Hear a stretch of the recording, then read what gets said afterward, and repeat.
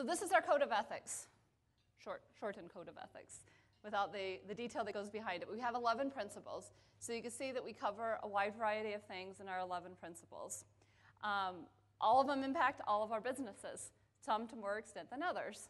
So when we're doing training to our employees, if you're a production worker, we're not going to focus a lot on respecting diversity and fair employment practices because they don't have as much of a role in it, but we will focus on quality. So we tailor our training to meet the employees that we're delivering it to.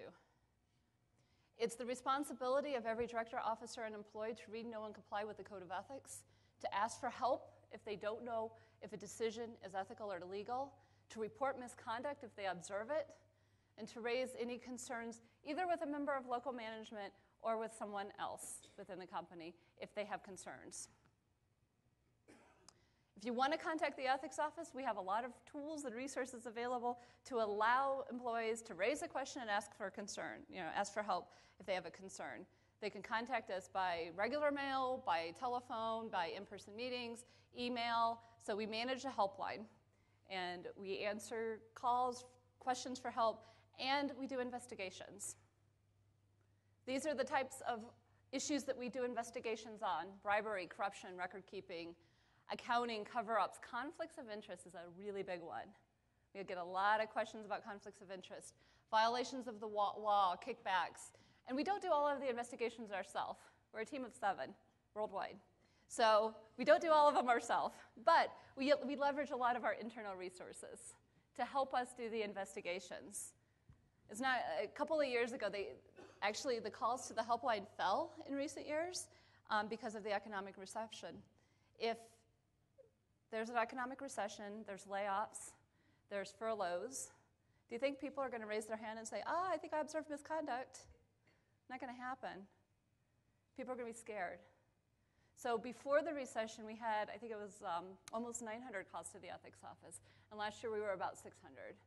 So that's not to say that they were all substantiated, and quite a few of them weren't. But we want people to feel comfortable asking for help. And that's what we try to enforce and reinforce. So what does it take? It starts with a code of ethics. If you're creating a code of ethics, it's important to make sure that it's concise, easily understood, clear expectations, and you have someplace to go to for help. So I have an issue, it's bothering me, I don't know what to do about it. They can look to the code and know where to go and to get help. So how do we manage our ethics program? We have the Code of Ethics. We have annual training for all 70,000 employees. We have posters and guidance materials. We have a helpline that we manage, and we have a website where we have a lot of resources on the website. Is that good? Is that enough? If we don't have top management support, and if we don't have behaviors that reinforce what we're trying to accomplish, it's just words on paper. Do you think Enron had a code of ethics? Absolutely. They had ethics training. They signed their affirmation to the code, but it was just words. So how do you take those words and you make it real in your behaviors? What do you do? How do you do it? It's going to be viewed as rhetoric if your behaviors don't match, if your words don't match your behaviors and your behaviors don't match your actions. You need to translate your words into expectations. Talk about it. Promote ethical decision-making. Ask the hard questions.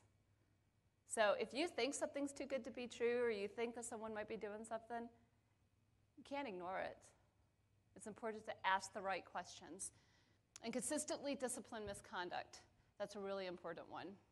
And it starts at the top. If you don't have that top management support going down, we heard earlier about Mr. Daniels and what he went through and what he did. What type of message was that sending in the organization to his employees? It starts at the top, and it has to transcend through the organization. Create an environment where employees can ask questions and they're not scared to. Educate and reinforce with relevant examples. Consistently discipline misconduct. You get what you reward and you encourage what you allow. Think about that quote. You encourage what you allow. So if you allow people to take shortcuts and to skip steps and to take, maneuver the system, people are going to push the rules, right? It happens in every form of business. People want to test the limits, see how far they can get. And if you're allowing that, what are you doing? You're encouraging it. It's not black and white. It would be a whole lot easier if it was, but a lot of times it's a shade of gray. And for those of you who will be in the afternoon presentation today, we're going to talk a lot about interactive scenarios where you get to talk about those shades of gray and what would you do in those cases. So we use these 3 questions as a barometer. You could have any host of questions. Somebody called it the red face test recently. So would I be comfortable explaining my actions to my supervisor? Would I feel proud telling my family and friends? And how would I feel if it were reported to the news media? These are the 3 questions that work for us. You can have your own 3 questions, or 5 or 10. How do you integrate an ethics program? It's important to align it with your key business goals and review it regularly. If you have kids and you say, look twice before crossing the street, do you tell them once? Or do you reiterate it over and over again? You reiterate it. So it's that continuous bringing it to the forefront of how you do business. And it's the same regardless of what industry you're in. You got to reiterate it and aligning it to your key business goals. Create opportunities for two-way communication. Talk about it. If you just preach it, you stand up here and you preach and you don't have the dialogue back and forth, you're not really accomplishing your goal. Discuss the risks that pertain to your specific business environment. So what's happening in golf might be different than what's happening in a manufacturing location. It could be same nuances, but different scenarios. So talk about it, make it real. Strategically repeat your message whenever possible, and don't simply check the box.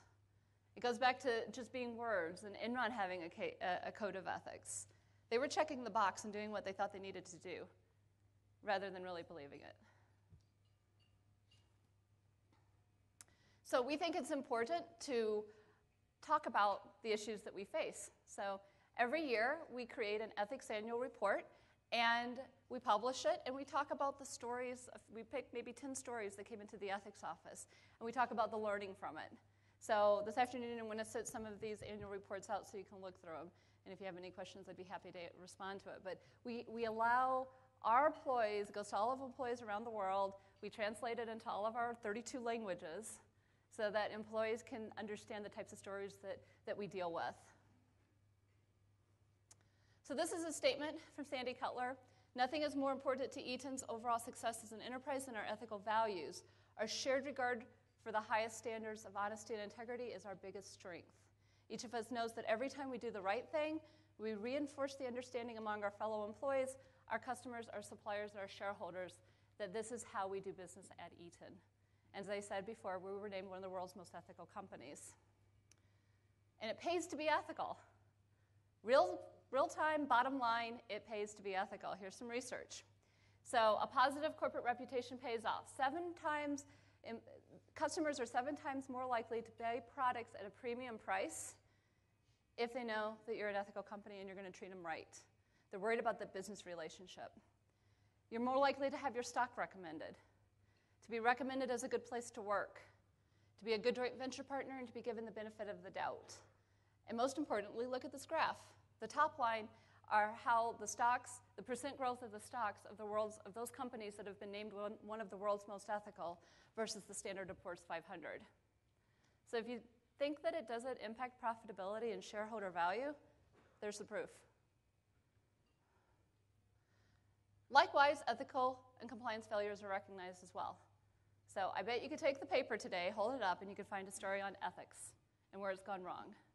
So it doesn't take much to get yourself in the newspaper. One rogue employee doing wrong, one bad apple that had a misstep that got out into the public, and the news media grabbed a hold of it and published it. So this is a quote from Johnson & Johnson chief executive. You earn trust through your actions, and you also lose it through your actions.